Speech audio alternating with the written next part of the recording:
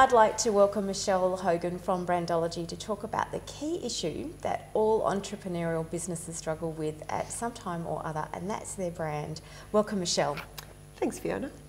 First, you've spoken a bit about core values in all our previous discussions, but maybe you can clarify what the relationship actually is between a company's core values and its brand, and why, in fact, this matters. Absolutely. It's sort of one of the core elements or one of the core tenets that I use when I work with companies to define brand. The core values of an organisation, the authentic ones, that is the ones that you really show, exhibit, work with every day, not the ones that you put for show on the poster in the reception area. No, but the core values that you really truly show, they define the behaviours of the organisation. They really guide the decisions that you make and how you act in certain circumstances, how you react in circumstances. And so if your brand doesn't have a sense of synchronicity with that, if the brand, in fact, if the core values aren't thought of as part of the brand, then it becomes really difficult for the brand to be actually enacted. It becomes really hard for the brand to be something that's lived through the organisation. And that's one of the really big sort of discombobulations that I see. I love that word. It is a good word. That I see in organisations when they don't have their core values and their brand aligned, is that the brand becomes just this face. It becomes the skin. And you don't have to scratch very hard, like about an inch deep, and you run out of, all of a sudden it's like you're in a different company. So that's the big, that's the big reason why I think core values need to be embedded. And I'm starting to see that happen more. I'm starting to see more people having those conversations. When I first started talking about it about 10 years ago, people looked at me like I was insane. It was sort of, what do you mean core values and brand? I mean, core values have nothing to do with brand, right? Brand's just this thing that you know. And so things are changing. People are gaining more awareness about what the real motivations are and how to make those work. But it's really, I think it's really tough for a lot of organisations to get past that barrier of thinking that, this is the stuff that's inside the company, and that's important for inside the company, and then all these things are outside the company or they're external facing and they don't have anything to do with the other. However, what's inside the company is going to leak out in terms of behaviour and look, you can't really have two separate worlds in that way, can you? It's not really possible to maintain. Not even close. And that's one of those things that just cracks me up when I hear people talk about that, is sort of the internal brand and the external brand. The what? What's that? Huh? I mean, your brand is your brand is your brand. And when it does leak out, you can't, if you're being driven by a certain set of motivations, those motivations will make themselves known. You can try and hide them all you like, but it's really, after a while, it just, the work becomes too much and they'll leak out and they'll become visible to the very people you don't want them to be visible to, which are your customers and your other stakeholders, and etc. etc. Michel, this is where you're usually called in when that happens, when there's been a mistake, something's gone wrong, and everyone is running around saying, we have a problem with our brand. Then they call you in. How do you go about aligning those core values and the brand? Because they're still thinking they have a problem just with the brand, right? Yeah, well, it generally starts as a conversation. I actually start with the core values. One of the first places I begin when I'm working with any organisation is actually to look at, what are your core values? Do you have them? Have you actually stated them? Oh, they have them. You always have them. It's just a matter of, do we know what they are?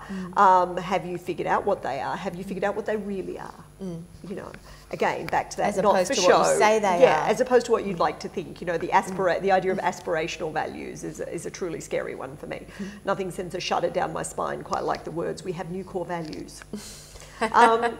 Because, sorry, what? No. Your values are your values. It's sort of that, it's what you start with, business? What you grow. Yeah, are you planning on new business? Are you planning on firing everybody and starting again? Because that's pretty much the only way the values change. So you've really got to understand what they are and understand how they work for you. Yeah. And even if they're not the happy, shiny, altruistic set of values, which so many people aspire to, it's sort of, you know, the top 10 list. You know, honesty, trust, integrity, fun, teamwork, collaboration, innovation. Money? Yeah. Oh, that's not altruistic. Well, yeah. Well, and I love people. I mean, I say this very facetiously, who put profit on their list of core values. Nothing will inspire people more than the idea of making you money.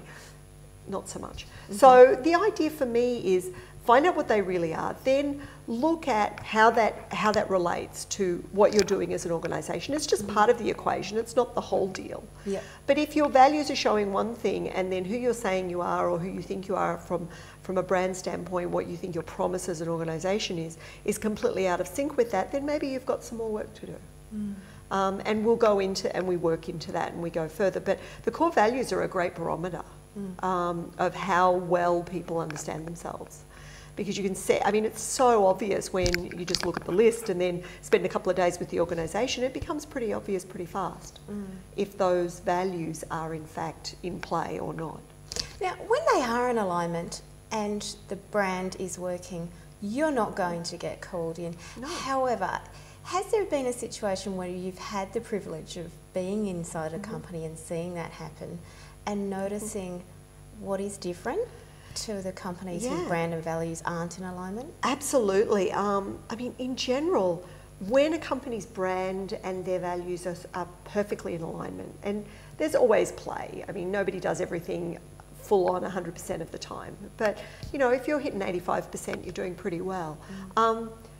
The general level of engagement in those organisations is significantly different.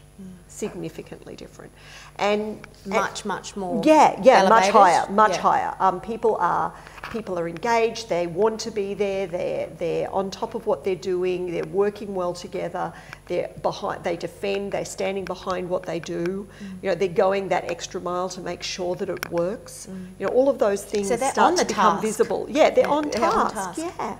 And when those values aren't, when the values and brand are out of alignment, it's completely the other way, right? It's the skepticism, it's the oh yeah right syndrome, you know, with the roll of the eyes and the looking skyward and the here we go again, and you know, and the cynicism is really debilitating.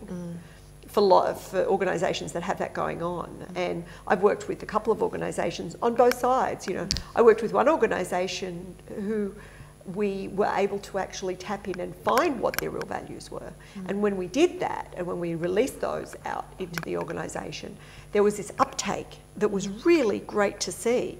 You know, the Dilbert cartoons started appearing on the walls, and you know, they were embracing who they really were and what they were really about, instead of being told that it was wrong. Instead of telling that, you know, oh, that's not a good value to have. Yeah. You know, this judgment piece. Yeah. And we were like, if it's what you are, it's who you are. Hey, it's working for you. Let's run with it. Let's own it. Let's, you know. And when they were given permission to do that, it was extraordinary to watch how like the turnaround in the people within the organisation, how much more enthusiastic they were and how much more supportive of everything going on in the company they became. Sounds like it unleashed a whole lot of energy that was sitting there being pushed down and unacknowledged, and just getting the brand, the core values up and stating them as they were and not as they were wished to be, made a huge difference. Well, it does, and then then the brand starts to come to life, right? So there's that flow-on effect, because other than that, the brand's just this, it's just a campaign. It's not. It's a marketing campaign. It's just a marketing campaign. But when it's actually tied back, when it's actually hooked up with the values, it does. It comes to life. It becomes a living, breathing, growing, sort of evolving thing, which is what it should be. Thank you for your time today, Michelle. No worries, Fiona. Thanks. I've been speaking to Michel Hogan, who runs Brandology, and that's all about how to bring your brand into alignment with your company's values.